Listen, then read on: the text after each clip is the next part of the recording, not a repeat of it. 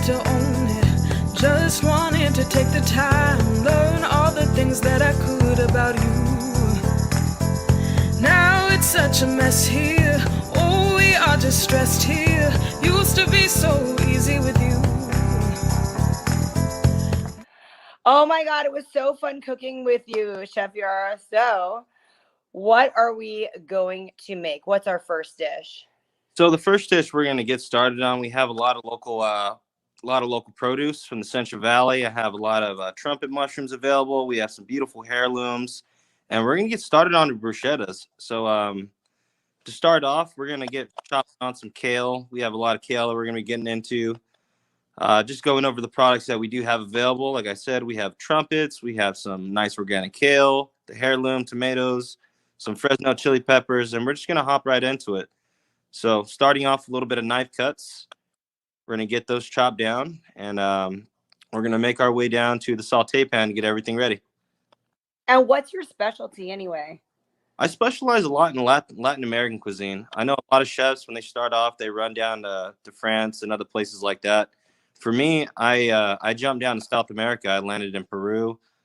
I got a lot of great experience from there. They have a lot of hands-on techniques from like really old school cooking techniques that I honed in my own skills and I brought back here to the States. So I get asked that question a lot. People ask me, hey, what's your style? I would happen to say Latin American freestyle. That's just one of my favorite things to do. Latin American freestyle. I love it. Yeah, it's very good. This is great. And you like actually shop for your vegetables. You do a lot of stuff locally. Tell us about some of the people that you use locally. So a lot of the local farmers that I do like working with, my Mao's Farm, they're a small local farm here in Fresno. They do really great heirloom tomatoes. That's one of my go-to things when I go to their farm. They have great cucumbers, a lot of fun local products, and their Thai basil. They are an Asian farm, so like they have a lot of the best products you can get. Everything's grown locally from their farm. When it comes down to microgreens, I work with Microgreen Depot. Ivan, he's a Fresno State student, graduated and opened up his own microgreen business, and he does really well. So I like working with those products a lot. Microgreen. So where did we just go on like YouTube? Or like Instagram, Facebook, and look up Microgreen? Most definitely. If you were to go on to Instagram, he does have his business page there. You were to type in Microgreen Depot, and you'll see all of his work right there. He's got a bunch of fun stuff. Personally, right now, my favorite microgreens that he has this purple radish. Gives off a really vibrant purple color. It works very well for my dishes, and it gives it a nice color. Does it taste different than a regular radish? Actually, it's a baby radish. So basically, microgreens are just baby vegetables at their prime. So it has a more sharper bite to it. You'll basically eat a whole radish without even having to chop down and slice radishes. Every flavor is right in them. So it's pretty cool.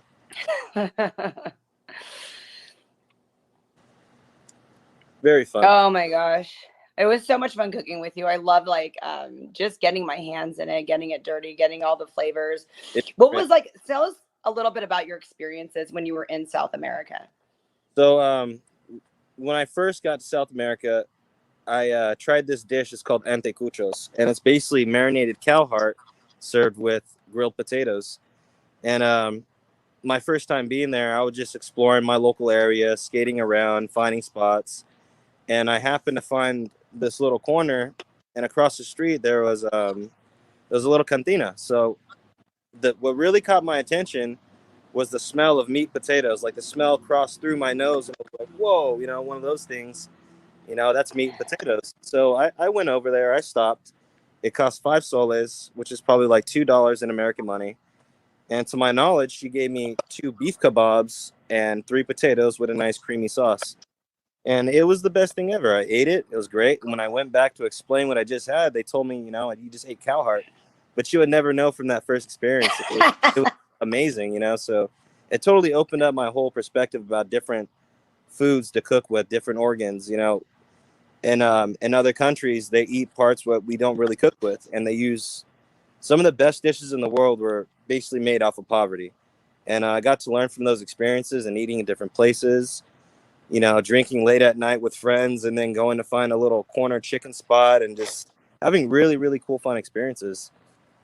And South That America. looks amazing what you're doing right there. And, you know, speaking of like from poverty, this dish doesn't seem that expensive to make because we're just getting like some of the vegetables. Tell us a little bit about that. So a lot of the vegetables that, bruschetta is just one of those things that you can make it just about anything. You get yourself a nice, good bread, you toast it up, and it's basically a freestyle from there. I have the little inner Italiano in me, maybe not by, genetics, but I feel like I have like an older lady in my head when I'm rolling pasta, like roll it thinner, Robert, so I just channel that out of me. So when I'm cooking Italian style food, I literally just go by instinct. You want to use some really good olive oil. Garlic's always a great way to start. When we saute the vegetables, those are the always main key ingredients that I'm working with. Garlic, a little bit of onion, some olive oil, and then you get a nice saute on whatever we're doing. Whether, like in this dish that we're making today for our bruschetta, we sauteed kale, a little bit of corn, some of those trumpet mushrooms, and we have a really nice San Marzano sauce, tomato sauce, that's getting coated with it at the same time as we saute. Now for the bruschetta, like I said, it's just a real simple bread. You can use just about anything you want to make a nice You crust. like sourdough though, right? You said that was one of the better ones to use with it. This produce that are actually the producer that I'm getting my bread from, she does sourdough very, very well. And she has 3 different styles from a garlic and wheat. She has, or not wheat, excuse me, garlic and herb. A lot of different fun stuff. But I like using the home style sourdough that she has. It makes very well for our dishes. And, I can't complain. I love that.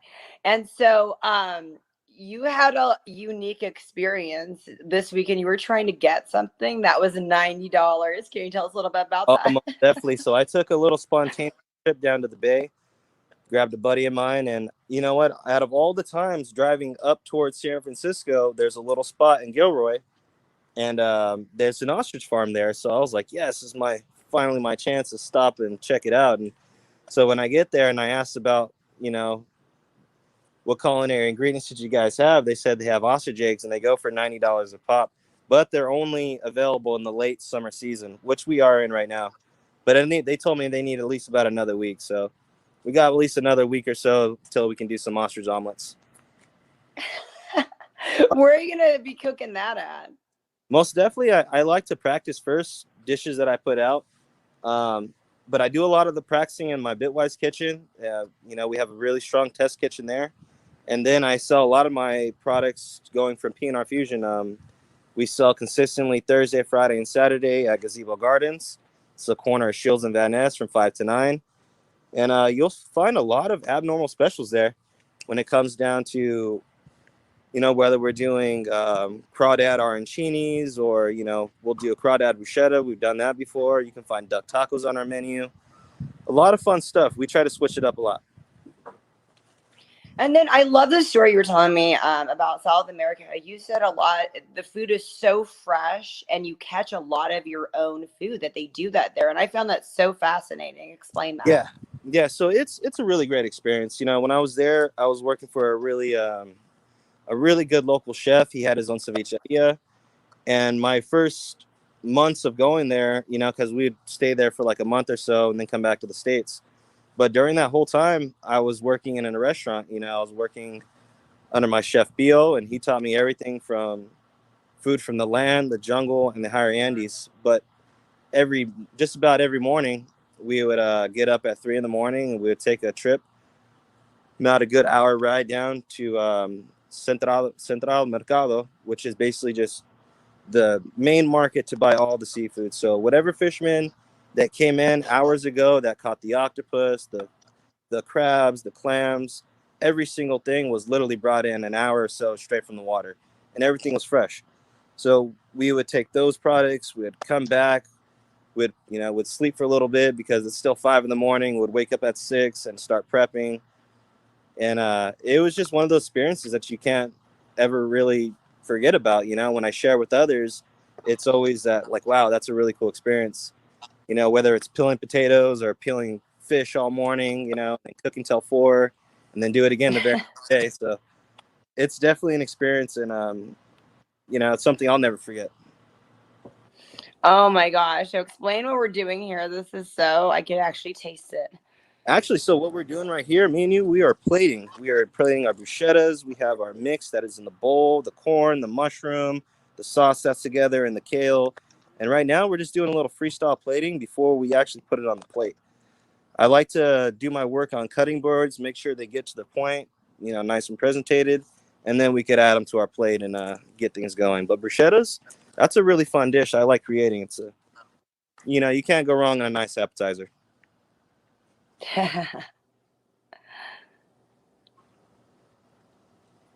And the sauce. Okay, so explain the sauce. It's a tomato sauce, and you parade it. Correct. So we have our San Marzano tomatoes. Those are Italian tomatoes. Basically, it's like the plum of the tomato. It has a little bit more sweeter texture to it. Now, for these, I had got fresh locally at the Vineyard Farmers Market. That's basically where I get a lot of my produce from when I need fresh ingredients that are like super, super local. But I got those from a grower, and so we took those, we pureed them down. It's a little bit of salt, pepper, lots of love, and we make a really, really nice sauce. And with that goes onto our flatbreads, our in-house pizzas that we make. For this dish, this is the one that we chose for our bruschetta today. Wow. Super electric. You do make everything with a lot of love. And that's my secret right there. That's my mom taught me. I don't tell nobody else. But you don't do a lot of spices. You keep it really simple, but yet you have a lot of flavor. Explain that. You know what? When it comes to spices, I try not to get too crazy out the box unless I'm doing like a hot chicken or we're working with things that need to be seasoned up in different ways, as in for tofu or such. But I'm very simple. I'm a very simple man. Growing up as a young cook and watching my father and my mother cook, it's always been salt, pepper, and garlic and onion. So those main cores is I always constantly use in my cooking. And then when I got trained, as a line cook and training to be a chef, those are just staples. You have to have it, So when you're trying to build flavor and build character in your food, those are the necessary steps you need to take. A little bit of onion, and you just gotta, even if you don't like onion, it gives it a real flavor pairing to things. So those are always my go-to fixes. And lots of butter too. Okay, so what's that? You said those are the scallions? Yeah, so this scallion right here, these are our green scallions, and we shock them in water and ice. So basically, we cut it at a very, very hard bias to the point where it comes into a grass. And the cold water and the ice shocks it, and it gives it a nice little curly on it. So it gives us a nice little presentation on the top, just for a little color and give it a little bit of excitement as well. And we'll finish everything strong with that nice balsamic glaze. Give it another little pop on the dish. Like I said, at this moment, we're just freestyling. So it's always a fun thing just to look at your dish and be like, you know what, it could add a little bit of this. And that's where it goes from there. So what are we making next? Are we still making? We're going to make our next dish. I'm so excited. Can you explain the history of our next dish? So the history on our next dish, I believe we're going to be doing the poached egg, which is basically a prosciutto and a prosciutto wrapped poached egg. So what we do with that one is really fun. We take You gave it a special name for a special reason, though. The prosciutto poached egg? Yes. Well, it was just one of those things where I had actually, that was the Bronx tail sandwich. That might have been what we were talking about. That was for Sonny. Yes, that's what it is, right? Actually, this dish that we're doing next is the prosciutto wrapped egg, but that Bronx tail sandwich, that was a fun one. I grew up watching this movie called The Bronx Tale, and of course, they had a lot of my favorite actors growing up, and Sonny, he was a real OG, and I felt like, hey, if I'm gonna make a sandwich, I want to make a sandwich that's gonna impress this guy one day. So that's the route I went on that one. That one has a lot of prosciutto, salami. We have arugula in that sandwich, tomato jam, and we also use the sourdough bread for that as well. So this is like kind of like a little. Would be their breakfast, right? Correct. So what we're doing right now in the video, we're wrapping up our prosciutto egg. So we have our egg that's been boiled down in about 70 degrees Celsius water, about for 2-3 minutes. We get a nice poached egg on that, and then we wrap it with prosciutto 2 times. So it gives it a nice little home, so the egg doesn't break out when it hits the fryer.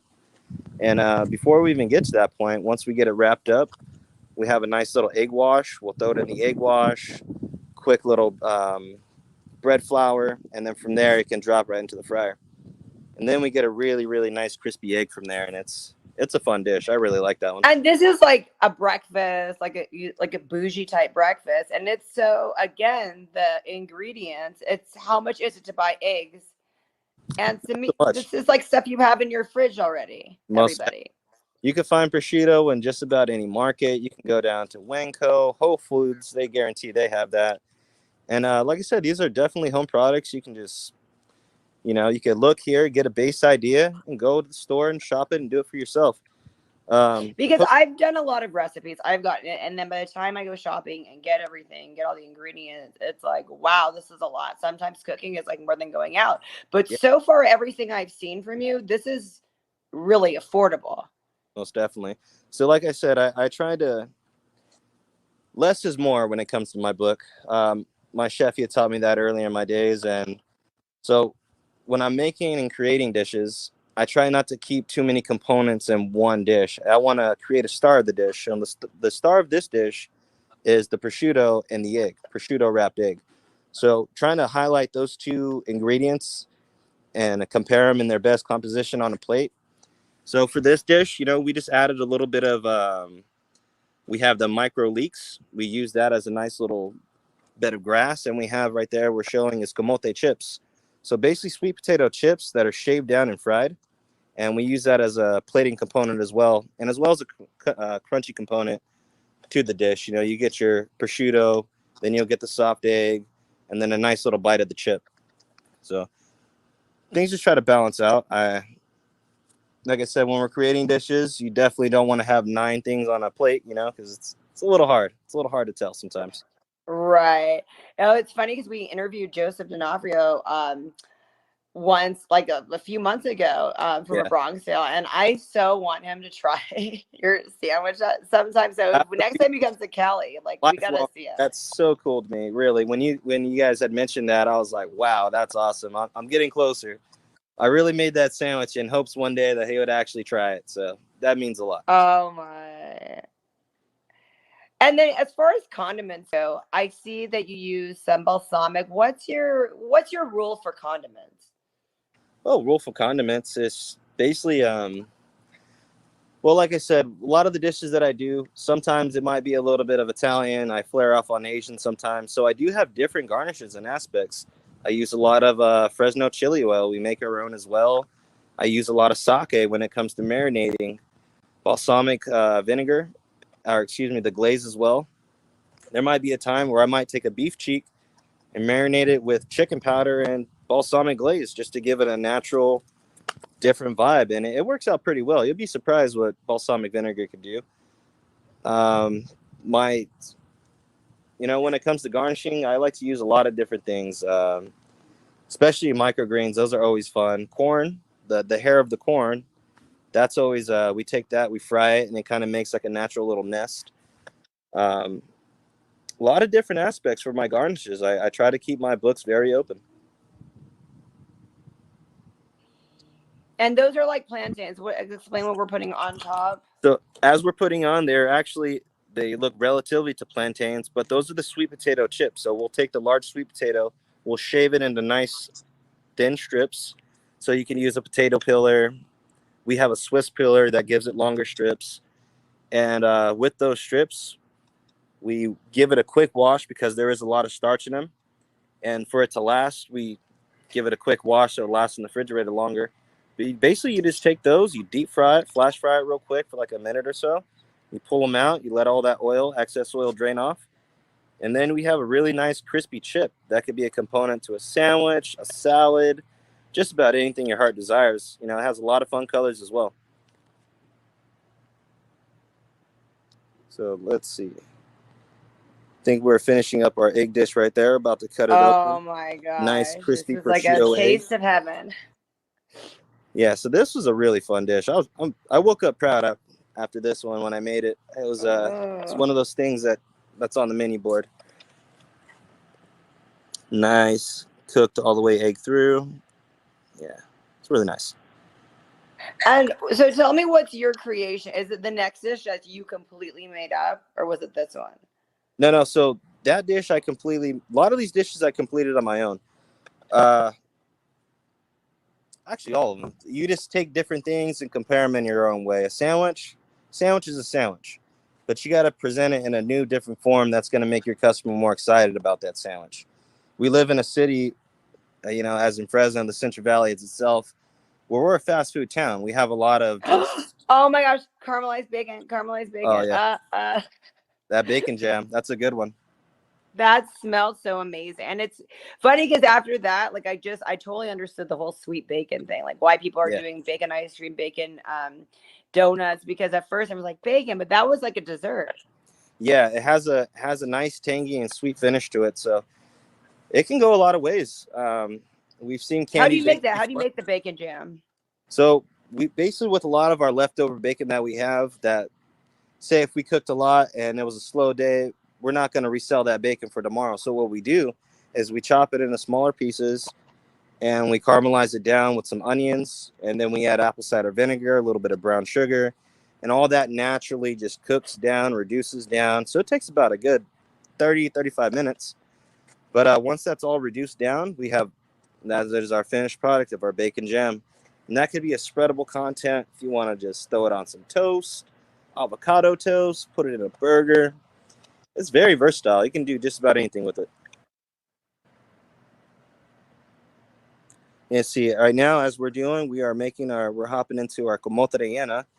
And this is for me, it's more of a family food. You get together, we get to hang out and make food together. So this is one of those things, very hands-on. We're adding bacon jam right now just to add a little bit of acidity and some meat in there, and we're going to stuff it with some vegetables. The rest of the vegetable mix that we had are tomato, onion, a little bit of mushroom.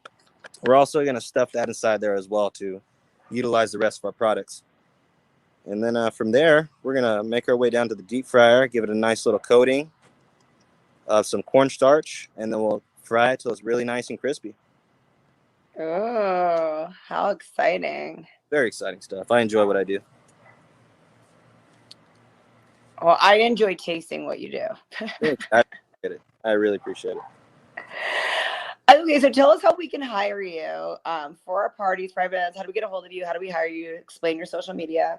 Most definitely. So contacting me is very easy. You can get a hold of me on Instagram. I'm rarely on Facebook, but I do check my messages every so once in a while. Consistently, you can find us at Gazebo Gardens Thursday through Saturday from 5 to 9. Rain or shine, we're always there. We find a way. As well as Bitwise. I am the executive chef of Bitwise of downtown Fresno. We have a lot of chains and different buildings, but from downtown all the way down to those buildings, I manage and make sure everybody stays fed, and we have a lot of fun stuff in the cafe. If you wanted to hire me for a private party, you could come on down, find Instagram, and DM me for private messages like, hey, we have a party, we have a catering, from weddings, we do it all. So we definitely keep our options open when it comes from traveling out of states. We won't say no. We do our best to make sure that the Central Valley and everybody else is taken care of. If you need our services, we're always going to be there to take care of it. But will you travel? How far are you willing to travel? Oh, we're willing to travel within the states. If we're traveling out of country, it's going to be a little bit more pricier. But we won't say no. Like I said, if there's a party out there that's willing to pay, most definitely. Another advocate of Fresno, which is CASA. I also work with CASA. It's a nonprofit youth organization for troubled kids. So they help out kids in this situation. They just recently booked me for catering, and it sold for $8,400. Whoa, are you serious? God, it just got booked the other day. So it was an auction. The auction sold once, it sold twice, and it sold the third time. And it came out to $8,400. So there's going to be some lucky people coming up in the next month or so who's going to get some really, really fine dining cooking from me. I'm excited for this. And you're doing something cool else. You're doing this like contest. Tell us about the little cooking contest that Fresno has, which is so cool because Fresno needs to do more cool things like that. Yeah, really, the culinary scene is definitely growing, but it needs that big push. And for this event, what we're doing is definitely that big push that I think what we're looking for. So it's a Central Valley food and wine. competition. Top 6 local chefs, upcoming chefs, chefs that work for restaurants. Basically, this is their chance to shine and show them what we could do. Central Valley's going to pull out. We have I don't know if you ever seen the show Chopped, but we have a full-on expo is going to take care of this full-on kitchen for us, outdoor kitchen. It's a big one. It's a really big event. A lot of local breweries, wineries, local vendors are going to be there. Tickets are $50. They're selling now, so if I were you guys, I'd get them as soon as possible before they're out. November 6th. This is going to be a big one. And so November 6th, is that a Saturday? I believe that is on a Saturday. Okay, that's really cool. So there's still tickets available. I like that. Most definitely. Who are some of the celebs you've gotten to work with or cook for, or got to meet through this? Yeah, through my experiences in cooking, I've got the chance to cook for quite a few famous people so far. I've cooked for a few of the cast on The Walking Dead when I was working at the Elderberry House. Oh my gosh, that's awesome. Who? You know what? It was the Asian guy, and there was another gentleman that was with them too. But they told us in the back of the house, they were like, "Hey, Walking Dead guy's here," and I was like, "Cool." I made a salad. It was really fun. Well, I'm glad they didn't turn you into a zombie after that. You must have done a good job. I know, right? I was a little sketched out about it. I was like, man. But from there, I've met Paul Rodriguez. He came down. He's been on my show. Really? That's I've awesome. interviewed him too. Yeah, Paul Rodriguez. He's a cool cat, a real OG. And I got the honor to cook for him. I made him a nice steak dinner. I got the chance to hang out with him for a little bit, talk to him, take a picture with him. There's probably been a lot of others that I fed that just been incognito, but And the Elderberry House, how long were you there for? I was there for 4 months training. I got called up from Fresno to go offer to work with them. Of course, I took the offer. It's one of the best places here in California, or at least Central California. So I took the job there. I was working garde manger, working the line, honing in on my professional skills more. And after I left that place, I just came back sharp as a razor and just been having as much fun as possible with my pop-ups, continuing, my role as executive chef for Bitwise, and just having a lot of fun plating. As we're plating right now, we're doing a freestyle. We have the camote that we cut in half, doing a little freestyle with some arugula. We're going to add some of those camote chips around there. And we have a pickled onion salad that's basically red onions, sliced very, very thin, cured with a little bit of lime and a little bit of water, and chopped cilantro just for color. And it gives it that real vibrant, off color. Well, not so much as an off color. It's a real vibrant color that just plays well with the dish. And it gives it more balance as the acidity part. I really like those. Ta-da! Really quick, what are some of the chefs you looked up to? Tell us a little bit about some of the chefs you look up to. Most definitely. So my hands down favorite chef, his style is very old school and very rustic. His name is Francis Mallman. He's an Argentinian chef. He's from Buenos Aires. And his whole philosophy is basically cooking anywhere and anytime in any element, whether we're in the snow, in the desert, or on a high mountain, just battling winds. There's always a way to find out how he's going to cook. And he does all of his methods by raw fire. So all of his fire, mother fire going, he feeds smaller coals into a plancha and he cooks that way. And I think that's really cool. So I definitely adopted that style. I've met Virgilio Martinez.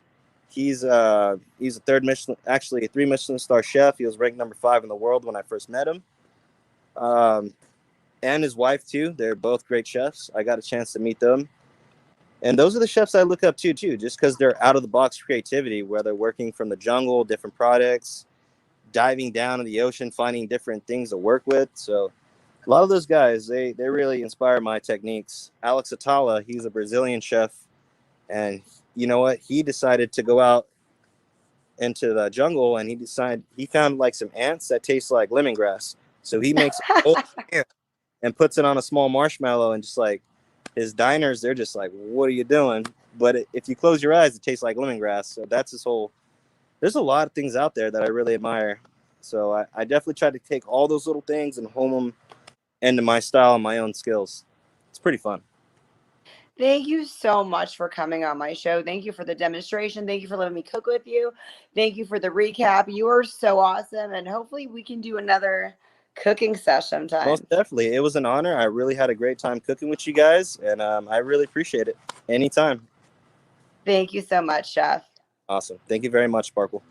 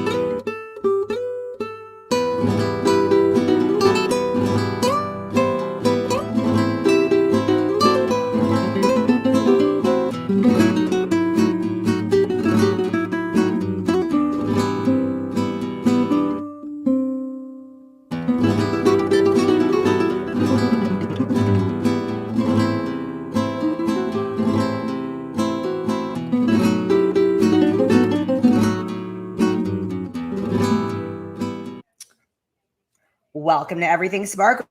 Today we have Shiva. Shiva, how are you today? I'm doing well. How are you doing, Sparkle? I'm doing good. You have a lot of cool little things going on. Tell us about that. Oh, about the film festival, or? Oh yeah, show it more like in the front. Let's see it. Oh yeah. Oh, there you go. That's so There you cool. go. So this is like a compilation of a bunch of short films, and the community gets to judge. Everybody who attends it gets to judge.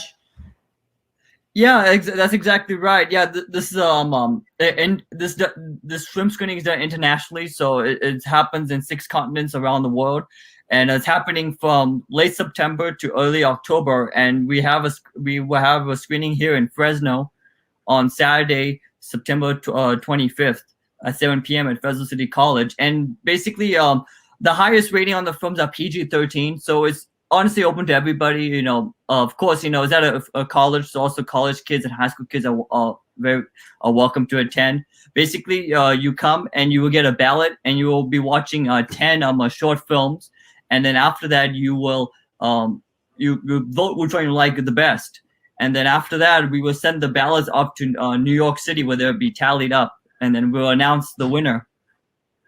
So you're saying people around the world are doing it for these parts of these 10 films? Yes. Mm-hmm. So wow. So we go into like a mix of like everybody. It's like a world. That's so cool. I've never heard of a film festival doing that. Is that like a new thing, or maybe I'm just behind the times? This is the 24th annual Manhattan Short Film Festival. I don't believe we had one last year because of, you know, COVID and stuff like that. So but it has happened a lot before. Well, I've heard of that. I just never knew that there was like an international vote that like people everywhere could go and watch and vote. That's really cool. Every time I hear that, I'm like, oh, you have to be in New York for a New York Film Festival. I had no idea that little old Fresno, California, that we can actually vote. That's awesome. Yeah, I know it's a great opportunity, and as you know, there's such a wonderful arts and, you know, like filming scene in Fresno. So I think this will a lot of people will enjoy this. How did you get involved with this? Yeah, so the host of this event is called Creative Fresno. They're a local nonprofit 501c group in Fresno, and basically what Creative Fresno do, they help promote the visual and performing arts in Fresno. And I got involved last year. Every month they would have a booze storming event over Zoom, which basically we would get together and talk about ways we could help promote the you know, arts community in Fresno. And I started to attend that every month. And Wait, is that open to the public? Yes, it is. Yes. Yeah, it's open to the public. That is easy. Is if you go on the Facebook page for Creative Fresno, you can see the event page for that, and you can join in. Anybody, you don't have to drink alcohol if you want to attend. It's just the name of it. So I would attend that every month, and then earlier this year, I want to say maybe May, since I would come to the meetings a lot, those brewstorming meetings, and because I am a musician for years now, I've been playing drums, and I'm active in my local scene here in Fresno. They saw that they liked that, and they told me like, hey, well, we have openings for board members for Creative Fresno. Would you be interested? And I was like, yeah, sure. So that's how I got became a member of the board for Creative Fresno. That's so exciting. So when are these events, so the town can know to be in the monthly events? What night does that fall? Well, usually, I believe it's usually once a month for Creative Fresno, the brewstorming. It's all on the Facebook page for their events. They haven't had it. It's not a certain type. It's not like the second Tuesday of every month or something. No. Yeah, it changes, and they haven't had a brewstorming in a while because we've have events like the Manhattan short film to work on. So it just depends, how free are the board members to do that. But so it changes, and if you go on the Facebook page, just type in Creative Fresno, and you go to the events tab, and then you can see the events coming up. And for those watching, if you want more information, you can go on the Creative Fresno Facebook page. Go under events and look under upcoming events, and we'll have the Manhattan Short Film Festival.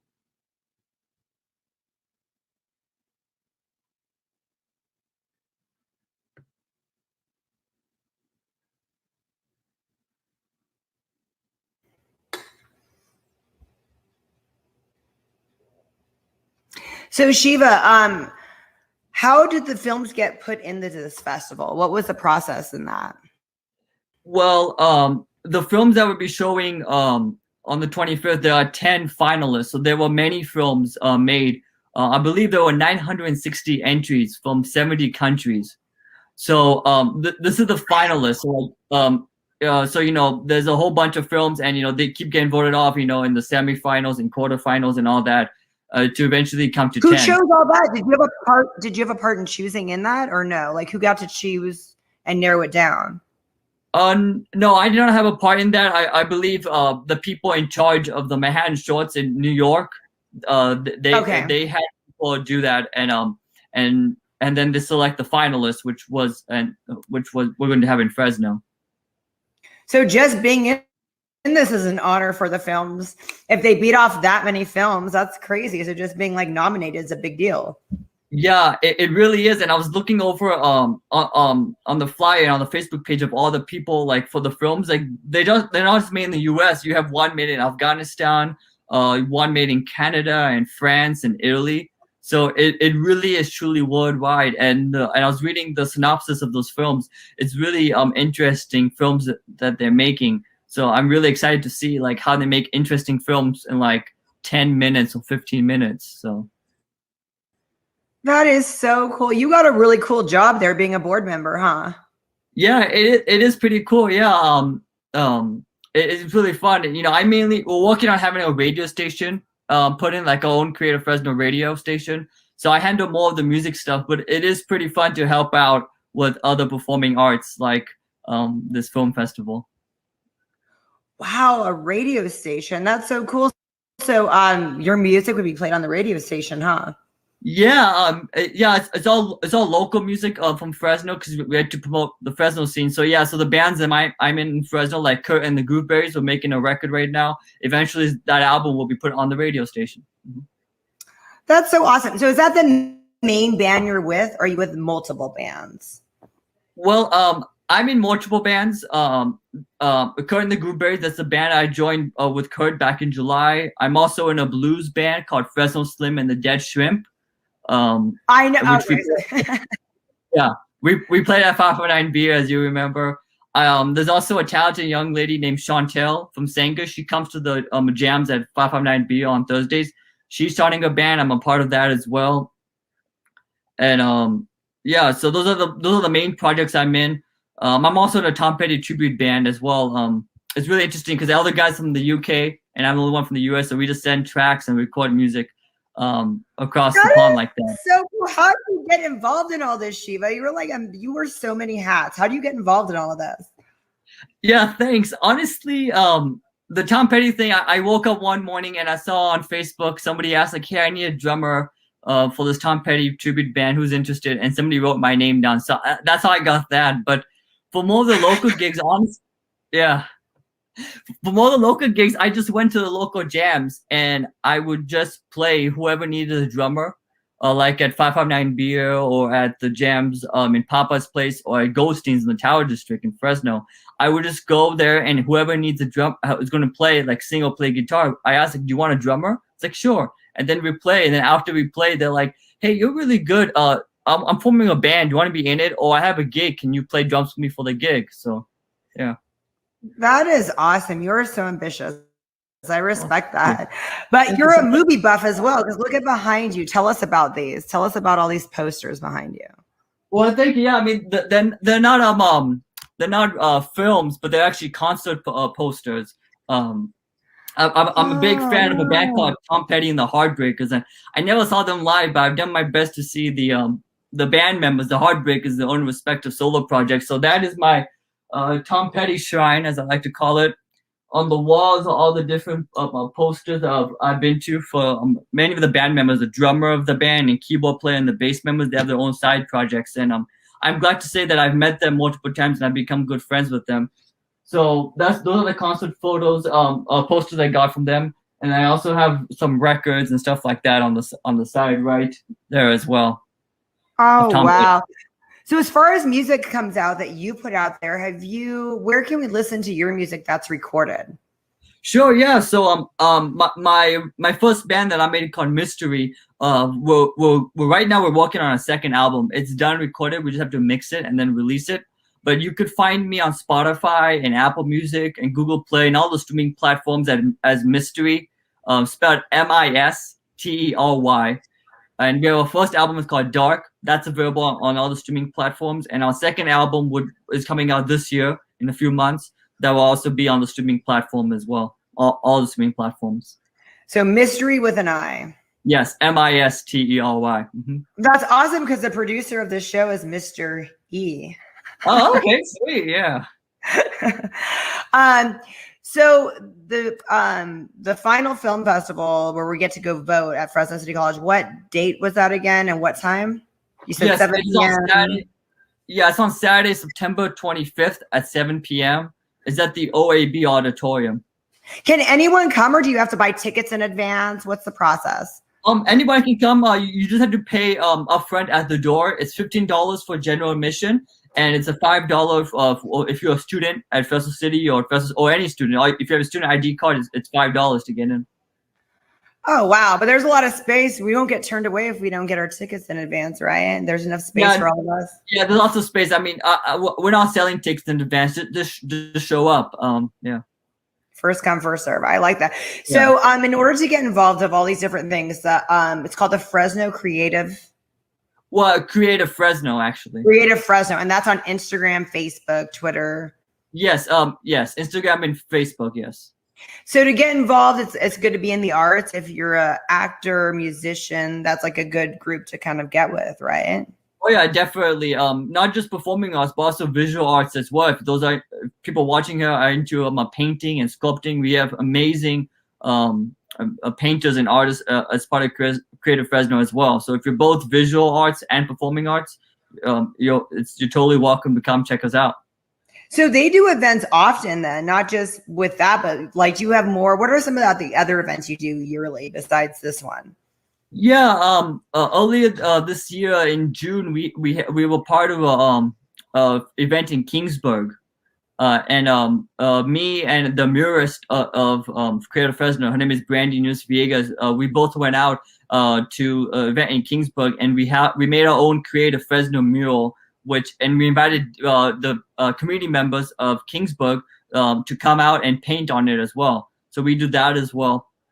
So where's that located? Is that still in Kingsburg, or was it on a building, or you moved it, or? That was in Kingsburg Park. It happened one time. The local council woman, Jewel, she put on that event for the community. So that was just a one event. But where's the mural that you guys painted? Where's that located now? Well, it's actually a traveling mural. So we hoisted up on PVC piping, and people can paint and sign and write whatever they want. And eventually we'll put that up in our storage, and we'll bring it out for events as well, as we have more in the future. I love that. Wow, that's so cool. Well, I definitely want to like know everything that you guys are doing. You'll have to come back and talk about it. How many people belong to the Fresno Creative? I believe there are approximately 10 people that are on the board of Creative Fresno. And then as far as like just people like involved in it? Yeah, like people like Andy, who's like the head guy when it comes to all our social medias, and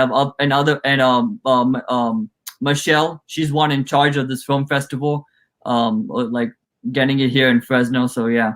Well, can we be like a part of the emailing list so we can kind of be in the know? Yeah, definitely. I know Creative. If you go on the Creative Facebook page, you can like it, and that way you'll be updated for all the events we have. Because every time we have an event with Creative Fresno, whether like a booth storm, like virtual, or we have an in-person event, we will always update on there. Well, I'm excited to see what's taking place. How did Creative Fresno get the plug on the New York Film Festival? Like, how did they say that they're the ones that are in charge of this when they brought it to Fresno? Yeah, well, one of our board members, Michelle, she's done this before, years ago. Before COVID, we used to have this in the Tower Theater, I believe. Well, people would come in, sit down in the theater, and do this. So we've done this before multiple times.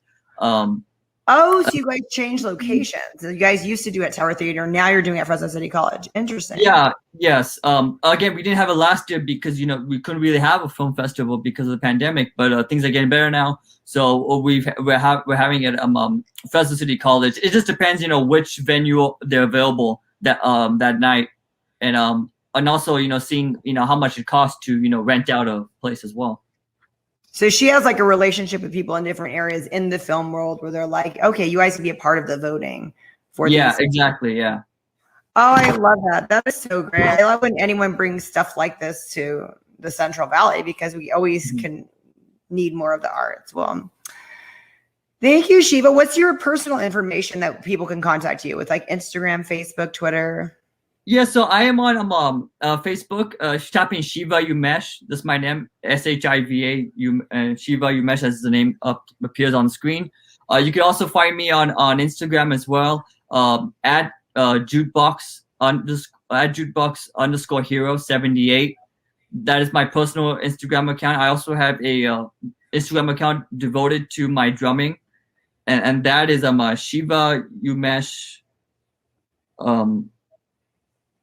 That is Shiva Umesh Drums 2010. That is my Instagram account mainly for drumming. So if you're interested in my drumming, you want to hire me for a project or anything, you can go on there and find me, or find me on Facebook, Shiva Umesh. I love that. And where are you from, Shiva?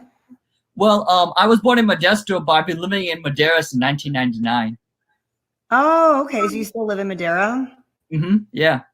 Well, what's your background? Shiva's a really cool name. Where are you like from in that regard? What's your ethnic background? My family's from India. My ancestry. My dad grew up there, and he came to America in 1978.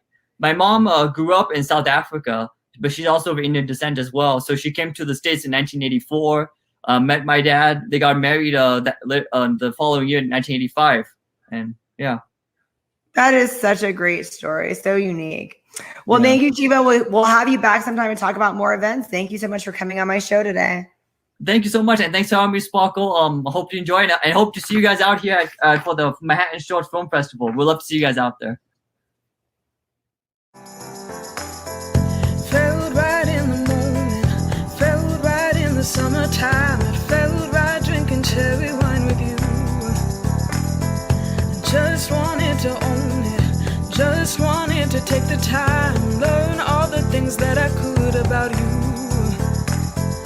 Now it's such a mess here, oh, we are just stressed here. Used to be so